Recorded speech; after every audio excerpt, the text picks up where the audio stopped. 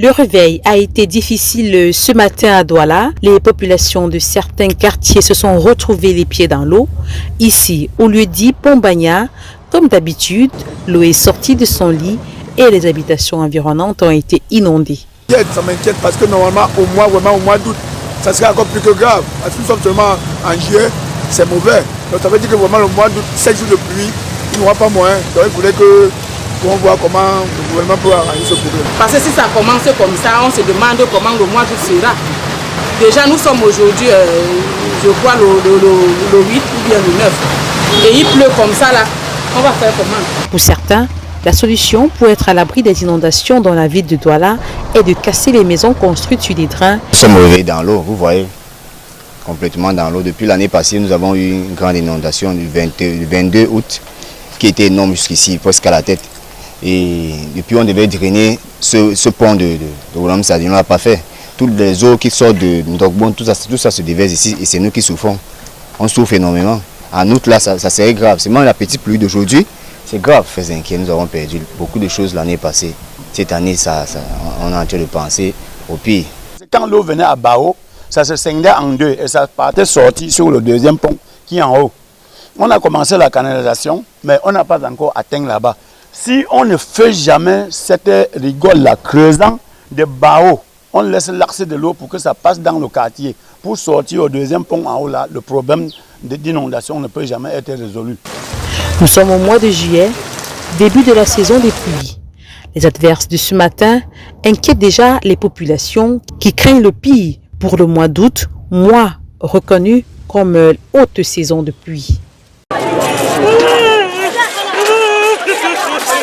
Des pleurs de désespoir pour cette dame et ses semblables, obligés de voir leur maison partir en fumée. Elle est d'autant plus difficile à calmer qu'il s'agit d'une double peine.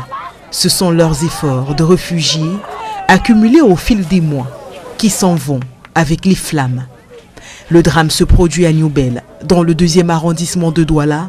Les flammes tirent leur origine d'une mauvaise manipulation du foyer à gaz par des enfants qui, après son utilisation, vont oublier de fermer la bouteille. Ils ont oublié une bouteille de gaz, ils ont oublié de fermer.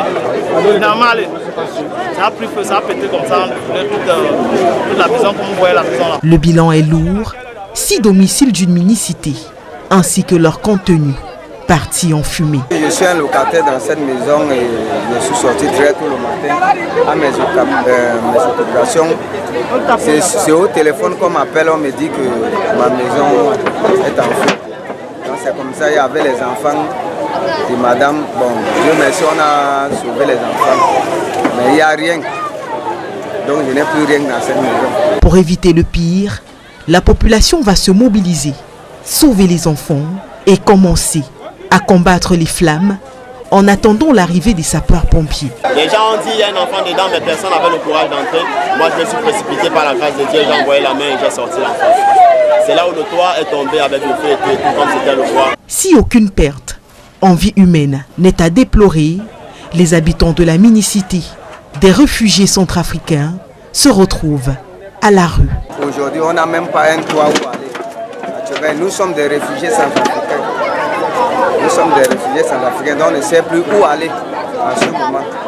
Si quelqu'un qui peut nous venir en aide, qui nous aide. En attendant de l'aide extérieure, ils sont allés se réfugier chez les membres de leur famille qui vivent également dans des conditions de promiscuité inquiétantes.